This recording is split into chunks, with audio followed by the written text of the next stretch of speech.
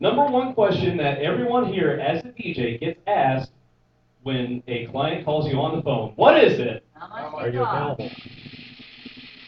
How much do you charge? I had to seriously take a look at this. How much do I charge? How much do I charge for uplighting? How much do I charge for my services?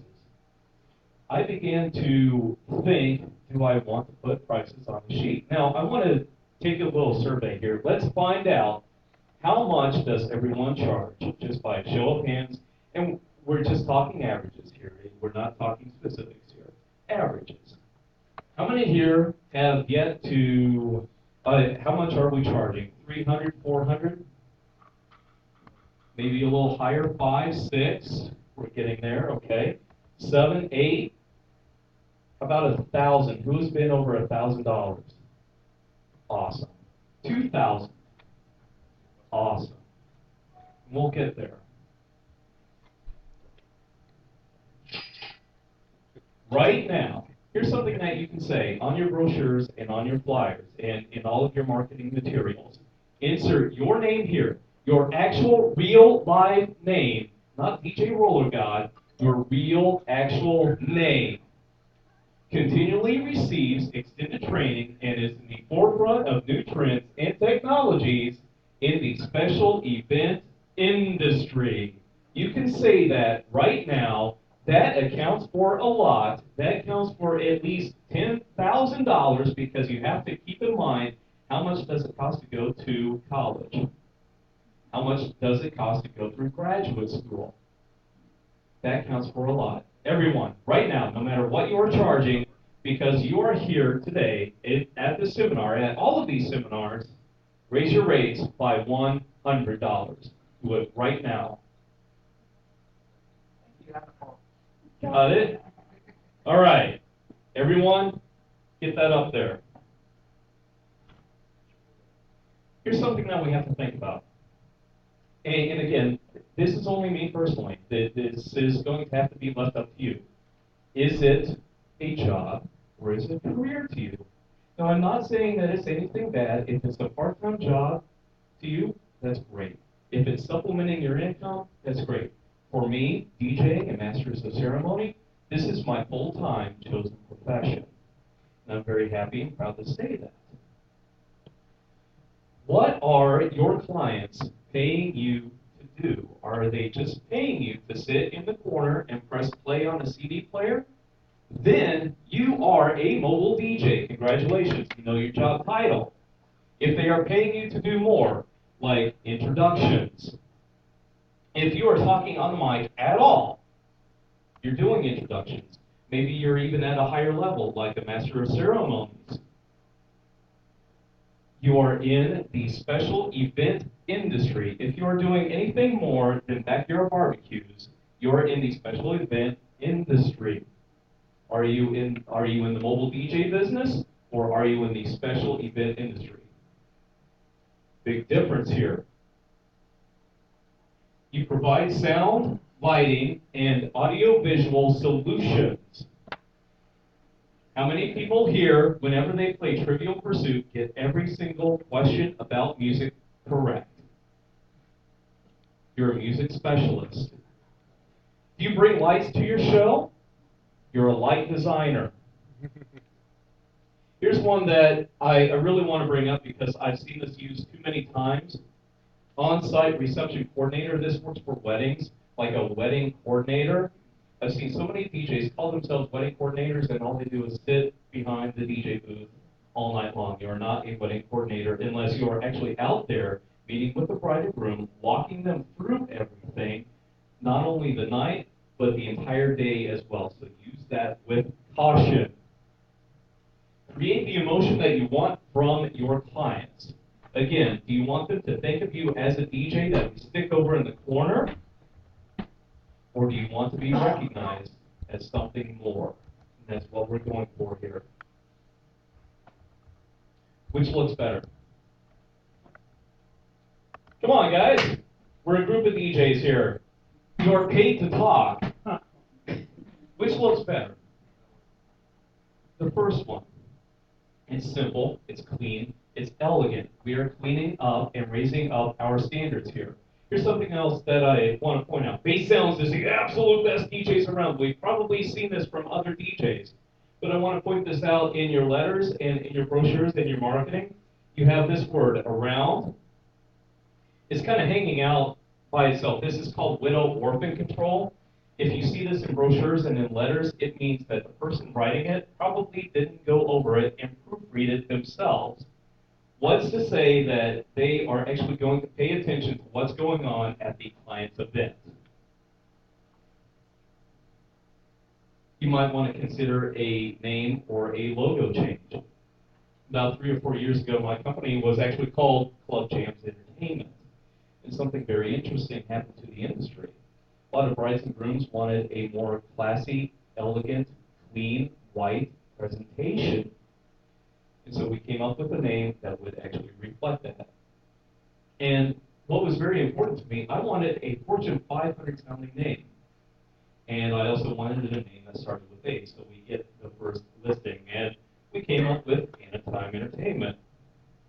And of course, the difference, plain as day, difference is night and day. If you have an equipment list, and I believe you already touched on this as well, your clients have never heard of, nor do they care about PV, EV, JBL, American DJ, Serato. They also have no clue about Avengers, Revos, Intelligent Lighting, or mushrooms. Special effect light to us, drugs to clients. Think about what you're saying here. Do we want to say that we have mushrooms?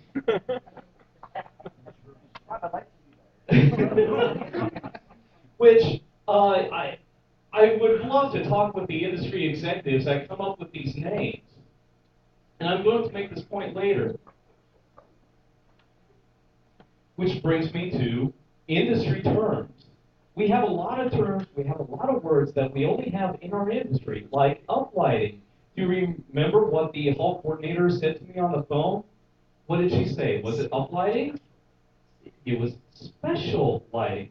So that got me to think, special lighting. What else has it been called?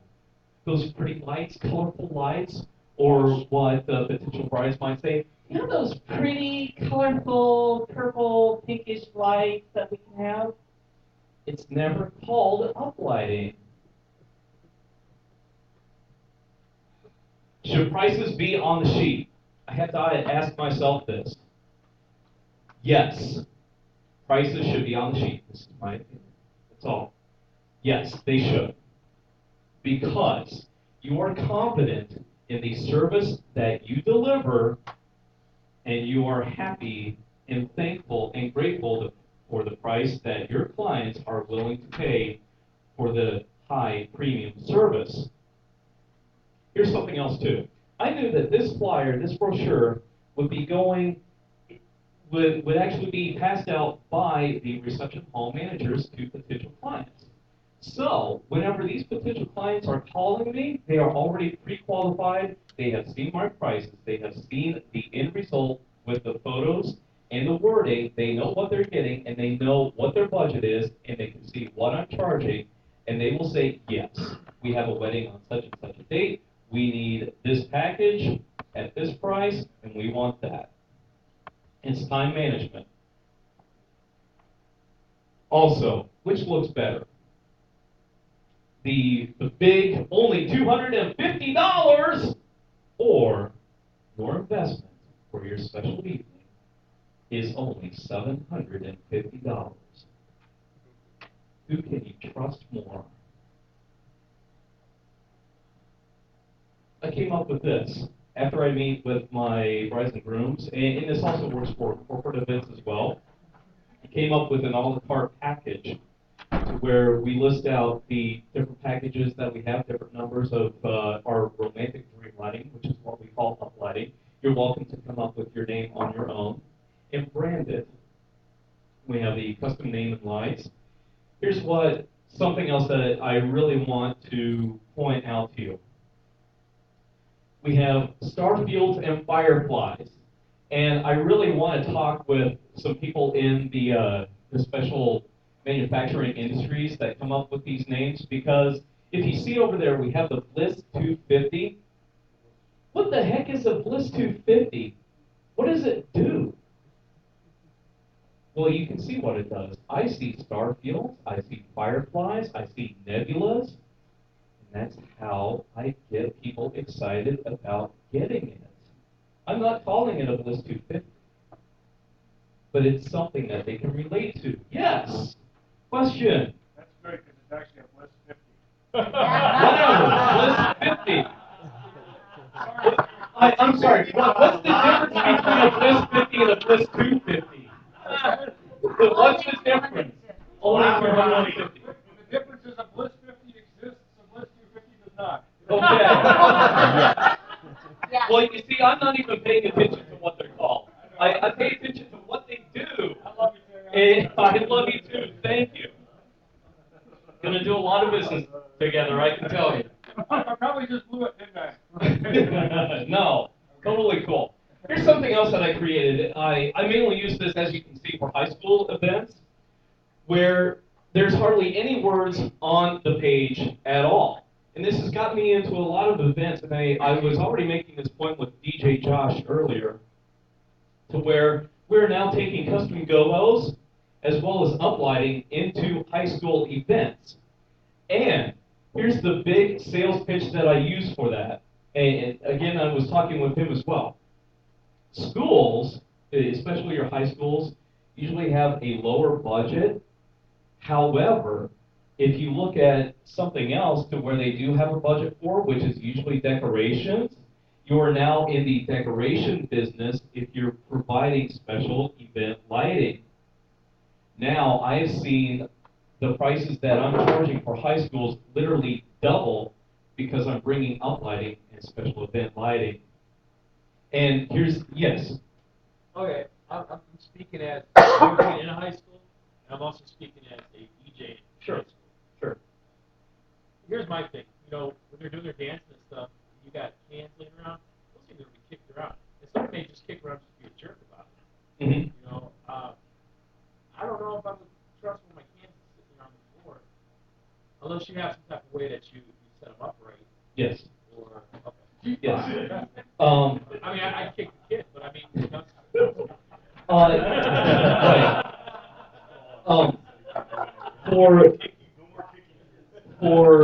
For special events like homecomings and proms, yeah. the special lighting, the uplighting is usually set up on a stage, Okay. so they're completely out of the way. Or you can also buy or even make your own. You can make guards for those lights. I mean, yeah, there you go. Thanks to NLFX. You can get guards for these lights. I mean, you bring up the same concern that I have at weddings or any other time that I provide the romantic dream lighting, or uplighting as it's called here with the industry term. Here's one really strong point that I want to point out. Whenever I show this to high schools, I point out that I have a photo, and if you're lucky enough to get this, which that's how it happened, this wasn't staged, we have a teacher dancing with the students, so both teachers and students are having an absolute blast at their event. Here we talk about experiment with your programs. There's a parallel universe waiting to be explored with just a simple right click of the mouse. With right click, you have spell check. You have thesaurus. So, if you're being redundant or using the same word over and over again, like great, great, great, you now have wonderful, spectacular, so on. Format photos, like you saw previously with the other, with the flyer that I use for high schools, you can go in, cut, crop, put them together, create a photo collage, and you can have several photos all on one page.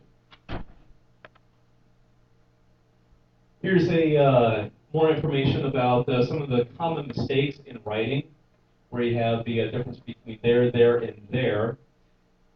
Find someone, and Chris, you already made this point, if you create something like a letter or a brochure, pass it off to someone who actually cares and actually knows what they're doing as far as words and communication go, to rather than just say, "Oh wow, this is great," when they didn't actually look at it, proofread, and look it over again and again. Here's one sheet that I made as a bio for myself, where I list all of my accomplishments and things that I do within the industry. And you can even make up planning guides. Here's something that I did that's just a little bit extra, where I actually take a little clip art and put it behind the text. Makes it real easy to read and follow. This is a front page of the wedding reception planning guide. And here is a collage of thank you cards that I get. Do you all get thank you cards after your events? I hope that you're sending out thank you cards, and I hope you're receiving them.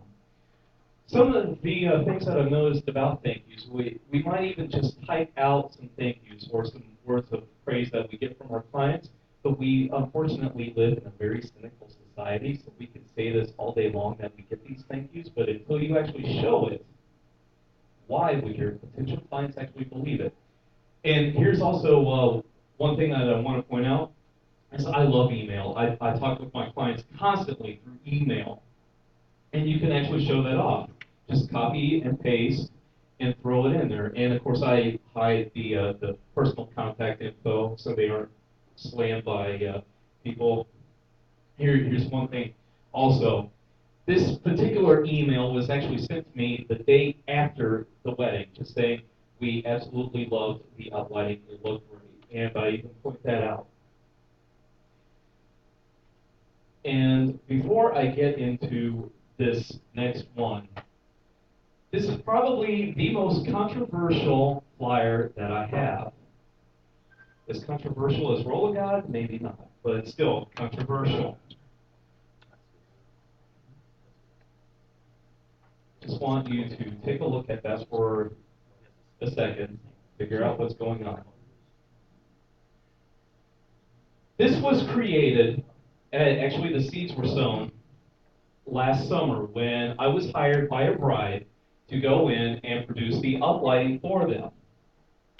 So I went into the hall, spread out all of the uplighting throughout the hall. It looked absolutely fantastic. And then we looked over here onto the dance floor and we see this DJ service set up with their huge, obnoxious speakers, big, huge sign here with hanging cords and everything else hanging around. Now, you can imagine the sight.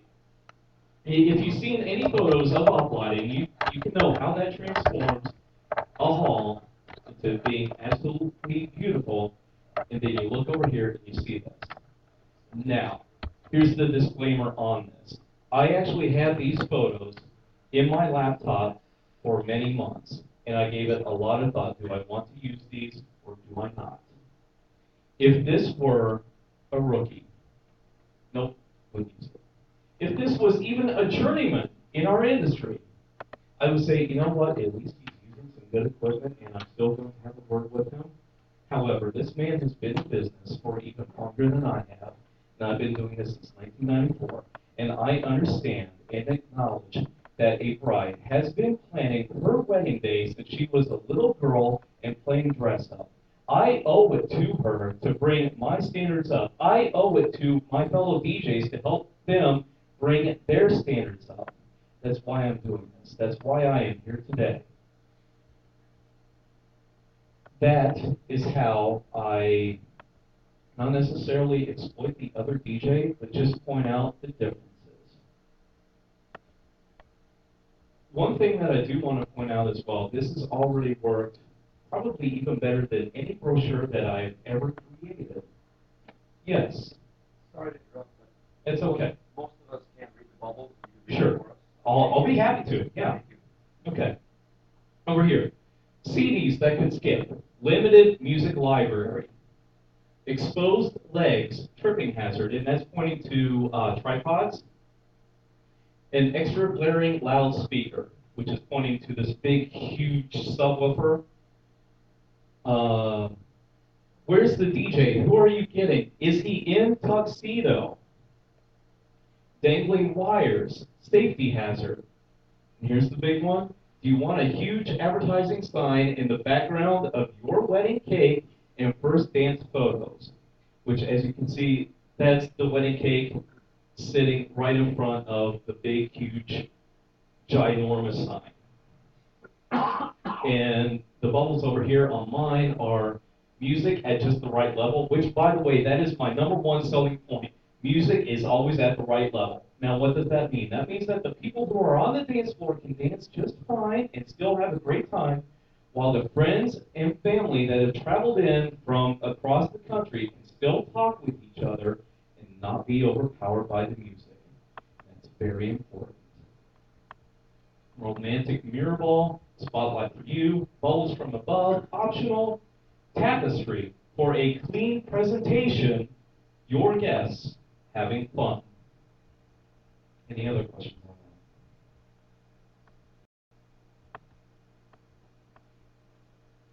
that? I want to get back to this actually being my most successful flyer that I created. And it's a little bit sad to say that because I thought long and hard, do I really want to use this or don't I? And it came down to this. I was meeting with a bride, and she actually asked me a very important question, which sometimes getting brides to ask questions, we can have those top 10 frequently asked questions, but to actually hear them being asked is sometimes rare. She asked me, I have my laptop with me. She asked, so do you use the laptop to play music, or how do you do that? I explained that, well, yeah, our music is based on laptop as well as CD backup and everything like that. And she said, well, I was just curious because I was at a wedding here, and the CDs were skipping, and there was a lot of dead air, and she happened to mention this DJ service's name, and I said, can I show you something? And I showed her the photo of that I took at that wedding, and we got right down to business after she saw it. Another case, and this is just one other example, and a bride called me. She understood the value of a professional DJ and MC being at her wedding. Her fiance wanted to go with the cheapest, and she related that to me. And I said, I have something for you. I'm going to send it out to you so you can show it to them. I sent that information packet, and it had a contract in it. Sent it out on a Monday. I had the signed contract and deposit on that Thursday. It's a powerful piece. Here's a bibliography of some things that I recommend. Rhonda Byrne, The Secret, which talks about the law of attraction and how to bring positive influence and attitude into your life. Randy Pausch, last lecture on time management, which you can actually see this on YouTube. Mark Farrell, Getting What You're Worth, which his goal is to raise everyone's rate up to at least $1,200 per event. Stacy Zeman, we've probably already heard of her. And most importantly, you yourself. I can't tell you how to market your business. That's up to you. That's using your own intuition. And finally, this dedication is actually to you. And that's why I'm doing this. I want to see everyone's influences and standards raised up to a higher level, to where we are actually going out there and we understand the importance of each event that we do. Each client puts a lot of time and effort into planning their event. We owe it to them. Do we plan for their event as soon as we leave to go there, or are we spending some time on it?